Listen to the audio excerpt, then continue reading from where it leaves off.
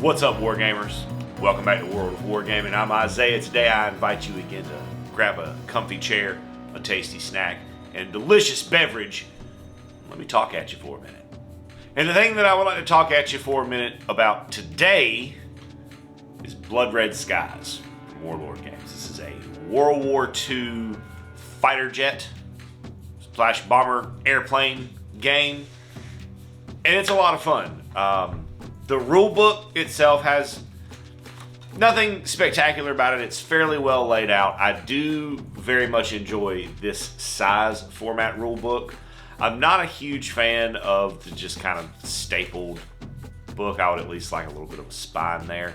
But I understand it's, cost effective, and the rule book isn't particularly thick. It's not a very dense rule book. So I can understand why that choice was made. I don't really hold it against anything. That's just me expressing my personal preference, which ultimately has zero bearing on the game or really anything else in the world. Now, all that being said, there are some interesting snippets of kind of just little actual historical stuff that gets mentioned in bullets and throughout the book, similar to the way they do in Bolt Action and Cruel Seas, which is another game that I played on the channel that I haven't really talked about the rules yet. So I'm kind of working my way back around that. But today we're here to talk about airplanes, not boats. So let's get into the book. So victory in this game is achieved through applying boom chits to your opponent.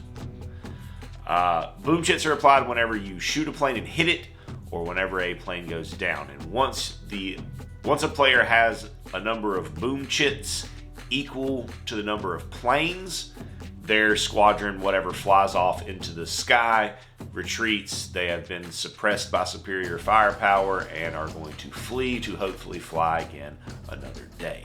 Now, that means that in smaller point games, your games go really, really, really fast. If everybody's only playing with 3 to 6 planes or sometimes less, your games are going to go really, really quick, so you can get quite a few games in. I have yet to play a very, very, very large game of Blood Red Skies, so I cannot attest to how long those games can take. But I would imagine if you played enough planes like that, your game could go quite a while. But in the 3 to 6 plane region, which is what I have most of my experience with, games go pretty quick usually. Like, I'm talking like sometimes 10 minutes. Like I've had some games that be 10 minutes less, just a lot of good lucky shooting. But like the 10 to 30 minute range, for the 6 planes or so. So it's a fairly well paced game. And again, just one more time, just putting it out there. I haven't played a really big game like this. I'm working towards that. My buddy Jason just picked up a big bunch of planes, so I'm going to look into producing some other planes for myself from somewhere. Games get pretty quick. The boom chit mechanic is, and there's a token for it that you get in the starter box, and if you don't buy a starter box to get into the game, they sell a rule book and like the full token sheet at a pretty reasonable price. And I recommend, if you're not, I personally recommend buy a starter box. That's always my opinion, because you get rules, you get tokens, you get models, you get widgets, you get all the things you need right there in one place. And usually, unless you're buying it from certain companies, usually at a pretty marked discount to all of those things. And there are quite a few widgets and tokens involved in the game. The movement tokens are kind of specialized. There's also matters of 45-degree turns, so they give you kind of a compass that's set to help you make those 45-degree turns. Now, if you have something like that from another game, I'm sure it would probably work, but this is what theirs look like. The game's recommended to be played on a 4x4. Some missions may change the size of that board, or if the size of your game is quite large, you may want to extend out to a 5x4 or maybe even a full 6x4 table if you're playing that many planes, which I would very much like to be a part of at some point. I don't know if it's something that I want to film, but I would definitely like to play it. And in D6s, your game is a D6 system. Everything hits on a 6. 6s are the only thing that matter in the game on the dice. It also comes, you'll get the cards, and you'll get the little discs for determining the ability of your pilot. So each plane in the game has 4 stats, basically. You have the pilot's skill, which can be either a rookie, average, a vet, or an ace. And your pilot skill affects not only your dice rolls, it affects when you get to activate in the turn order, which we'll talk about in a few minutes. The other stats are your firepower, how many guns you got, how big they are, and how good you are at shooting. Your agility, which is how well you can maneuver and up and dip, dodge, duck, dive, and dodge around the other planes in the aerial combat zone. And you have your speed, how fast your plane goes, which affects how far you can move, as well as tiebreakers for who would activate first. In the turn order, which again, we're going to talk about in a second. When you're called upon to make any kind of test, you add your pilot skill or your star rating, which is your rookie average, whatever. So like if you are an average pilot, that's level 3, that's 3 dice. And then if you're going to shoot at somebody and your firepower and you're supplying, say, an F4F Wildcat, which has a firepower of 2, you would have 5 dice to roll there. And you're looking for 6s. Always for 6s. No 5s, no 4s, no 3s, no 2s, no 1s. 6s. Always. Another point of interest about the game, something that I think they did very, very, very well, and that is how they handled altitude differences on a game that it plays on the tabletop. Obviously, you know, it's difficult to have things that are way up in the sky or lower. It's hard to express that on a tabletop. It's kind of an abstract thing to do on a tabletop. And they've done it fairly well. I haven't played an enormous number of airplane games, but I really like the way they handled this. And the way they handle it is they have special bases. And the bases pivot back. So like if my plane is pointing that way. So if I'm nose up, then I have advantage. If I'm even keel, I'm in neutral, and if I'm nose down, then I'm at disadvantage. Those things affect who you can shoot at, who can be shot, and how much in danger you are of your plane being actually shot down, and when you get to activate in the turn, which again, we're going to talk about in a second. Haven't forgotten about it. I know I keep mentioning it. We're going to get to it. Promise you that. As a matter of fact, we're going to get to it right now because that's the next thing in the book. Turn order. So, there are 3 overall activation phases. The advantaged activation phase, the nose up phase, the neutral activation phase, and the disadvantaged activation. In each of those phases, any planes that are in that state get to activate. And they activate in the order of the pilot skill. So your aces activate first, then your vets, then your regulars, then your rookies. Then you go to the neutral planes, and the same thing. Aces, vets, regulars, rookies. Then your disadvantage phase, same thing. Aces, vets, regulars, rookies. Now, if you have 2 aces, say I have an advantaged ace Wildcat, my opponent has an advantaged ace 0. It comes down to the actual speed, the miles per hour of the plane. Whichever plane has the higher miles per hour, that plane gets to activate first. And I think that's a really fun way to tie in the history to the tiebreakers, tie in the actual plane. And I don't know if that's how fast those planes actually move, but I think it's a fun way of settling that. And it keeps the system streamlined, and there's not a lot of having to like look something up. It's very, very intuitive once you play it a couple of times. So once you figure out which plane is going to activate first, that plane, whoever it is activating first, has some things to do. So the first thing that it can do, first step, is if it has a plane in its front arc that it can shoot at, the range is 6 inches, always. Always, always, always. You need 6s on the dice, you have 6 inches to shoot. If you have a plane that is within 6 inches in your front arc, you can shoot at it. Next comes the burn for advantage stage.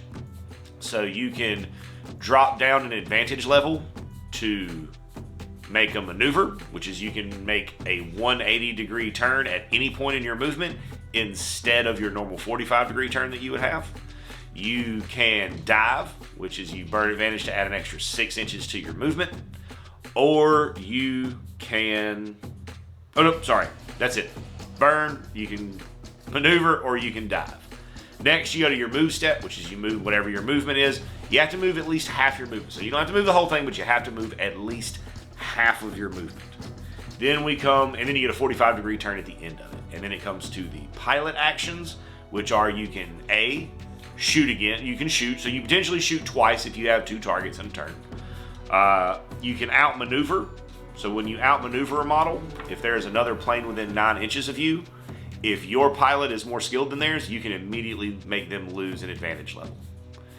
If they are the same or higher than you, they would take a maneuver test, which to take a test would be your agility plus your pilot skill and any modifiers that you may have that add or subtract dice, and you're looking for 6s. And that's really, really helpful. The outmaneuver is one of the more crucial mechanics because you, as we'll talk about in a second, when you get to shooting, it's helpful to be able to control where your opponent is at on the table as far as their advantage. It also slows them down. It can mess up their plans. It's a pretty crucial action within the game. You can also climb as a pilot action, which is to raise your advantage up a little. But you can only do one of those things as a pilot action, unless you maybe have a special ability or a card that I'm not aware of. And then you end your activation by placing a zoom token or some type of chip marker, whatever, by that plane, which in smaller games like I've played has not been a huge deal if we've forgotten to do that. But I can imagine if you're playing a very large game, 15, 20, 30 planes, something like that on each side, you need a way to keep up with that. So it just recommends put the thing down, do it. So I'm trying to do better about actually doing that because it is just proper protocol for playing the game. Which then brings us to everybody's favorite part of games, the shooting. So in the shooting phase, when you get to take your shots, you gotta have 6 inches in your front arc and must be at a lower advantage level than you, which is why tailing fire is so brutal. Sorry, my dog was tripping. He lost his mind for a second. That's why tailing fire is so brutal, because when you're shot, if you end up taking the damage, I'm skipping ahead a little bit right here. If you end up taking the damage, you have to be disadvantaged to be shot down. Otherwise, you would just drop an advantage level. But if you're already disadvantaged and you get hit into the ocean, donezo. So when you make your shooting attack, you roll your pilot skill plus your firearms. You're looking for 6s. If you get multiple 6s, you scored a critical hit. So if you roll a critical hit to hit, then the target gets one less dodge. They get one less dice for their dodge attempt. Because planes are moving really, really fast, so you get a dodge attempt with things. If you shoot a model head on, they get their dodge, but they also get returning fire because you're also in their front arc and in range. So they shoot back at you. Regardless of what you do to them, they still get to shoot back at you. And even if they're at a lower advantage level, they can still return fire from a shooting attack. That's important to keep in mind. They then get their dodge, which is their speed or their maneuver, their agility stat, plus their pilot skill. The exception to that is what they call deflection fire. So that's what happens if you shoot them head on, nose to nose. If you are shooting them from the side and you're in their side arc, because planes are much harder to hit when they're going across because they're going so fast, they get to do a deflection roll. They don't get to shoot back at you because you're not in their front arc. But when they dodge, they can dodge using their star power plus their speed. Still just looking for 6. So they have a better chance of dodging if they're using deflection fire, or if they're deflecting, if they're going across the field that way.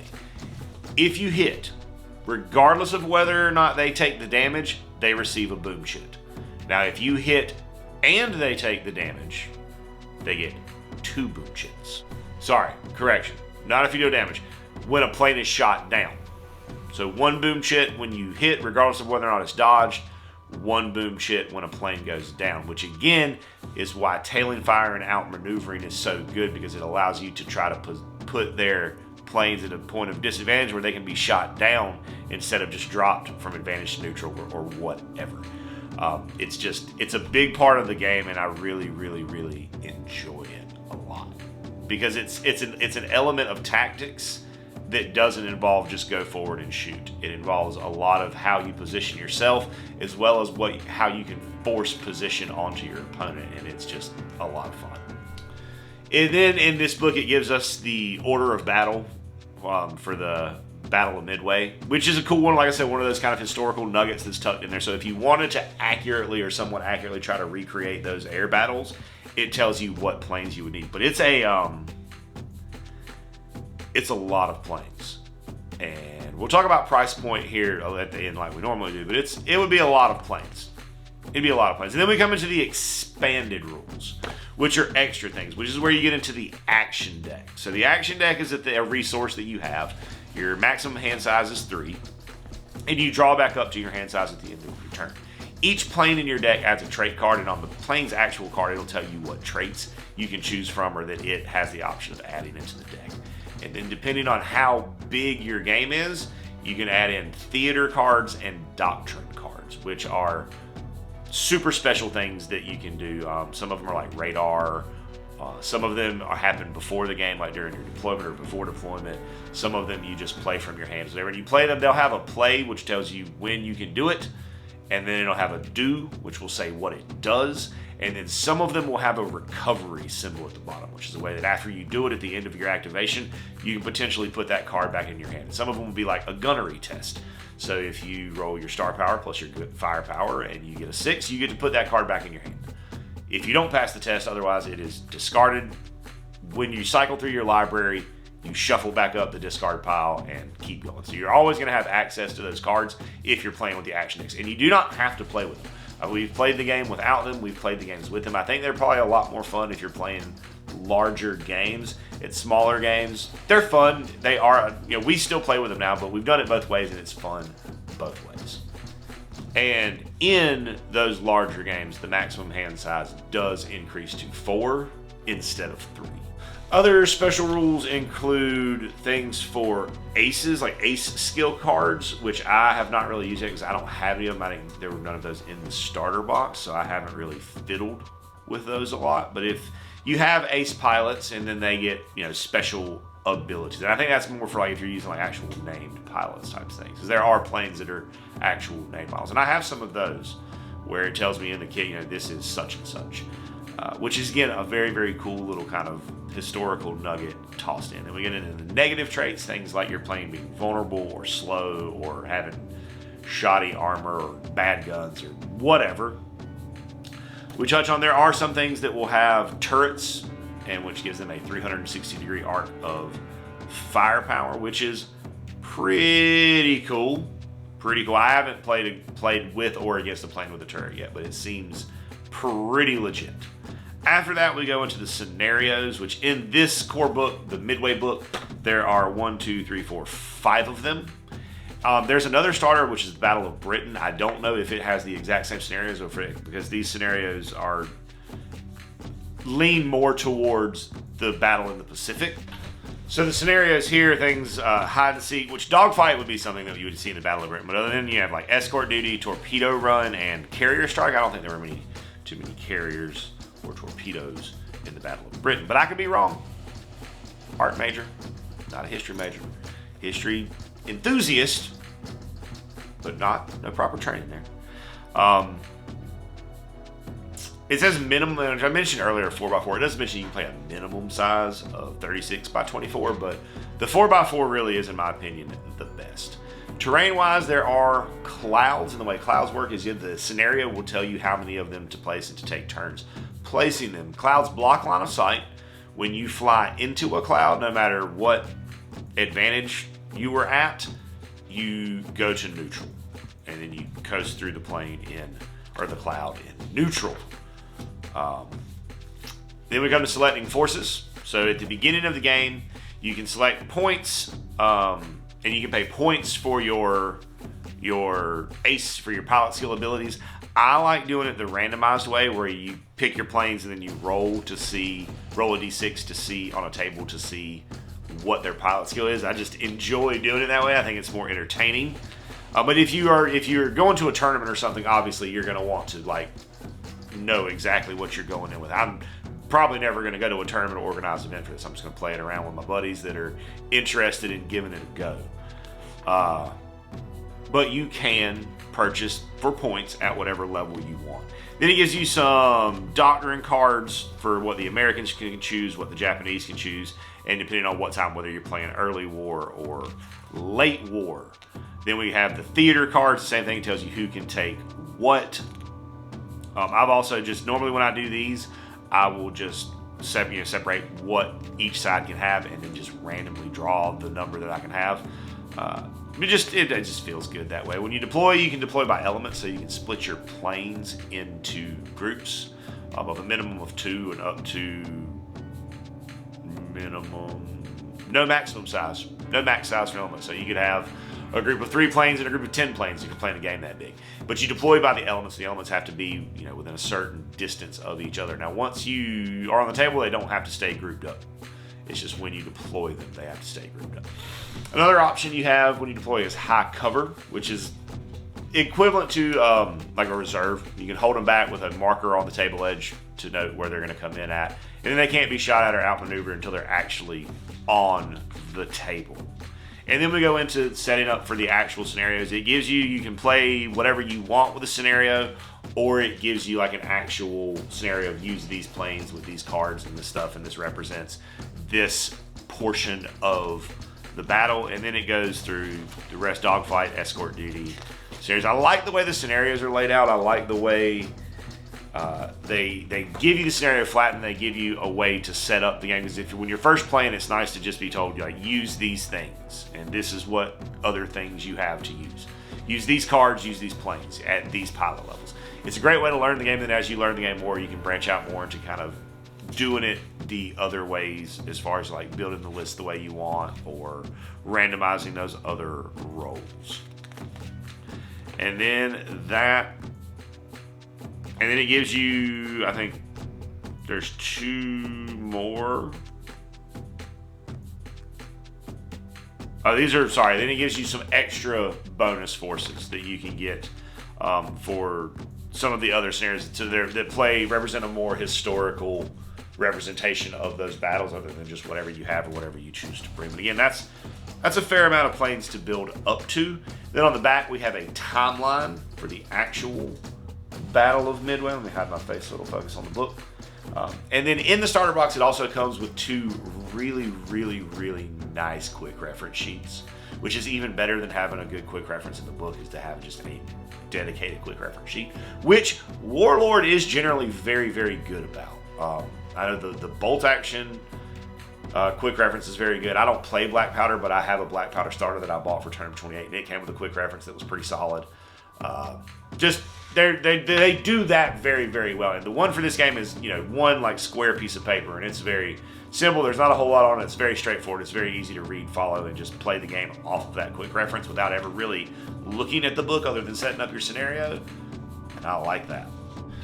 Now, price point wise, I've seen the starter boxes range from like 60 to 90 bucks or so. So as a starter set, very, very, very reasonably priced introductory point. The planes themselves, though, get a bit pricey. I want to say like 40 to 50 bucks for 6 planes or so. And I could have the box size, but they seem to get pretty pricey. Every once in a while, like right now here around Christmas of this year, 2022, Warlord has got a really large American force and a really large Japanese force on sale at a pretty good price. So they do put, give you sales and bundles, everything, things like that every once in a while. And some of them are very, very good deals, very, very good bundles. But some of the planes can be expensive. Now, that being said, Warlord has never had a problem with people using other models for their games. There are several 3D printable options that I've come across. The only issue with that are the bases. Now you can use a token to represent advantage or disadvantage or whatever if you so choose. That will work 100% of the time. I personally would rather have the plane be able to move back and forth. So that still leads me sending some money to play the game back to Warlord Games so that I can buy their bases, which I'm almost certain they sell packs of just the flight stands. I don't know why they wouldn't. They can obviously make money on it.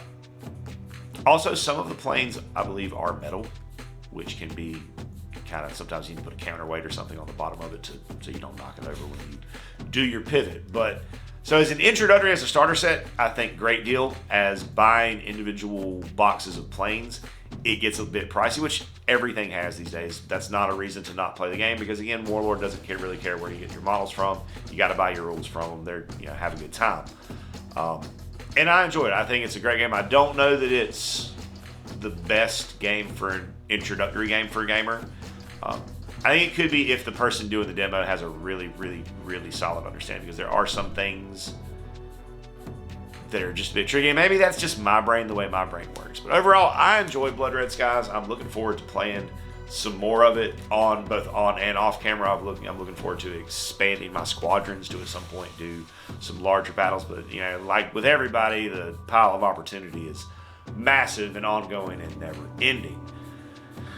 But I think that if you get the opportunity to ever do a demo for this game, or if you got a buddy who's in, you know, kind of into it, you can split a starter box with them, or if you just like, you know, that era, that time period, go for it. The scale could potentially work with smaller scale World War II games, so you could potentially get double duty if you're into smaller scale stuff. I think it's worth a go. I've enjoyed Blood Red Skies a great deal. And that's what I have to say about that. So thank you so much for stopping by, letting me talk at you for a few minutes. I hope you have an absolutely amazing rest of your day.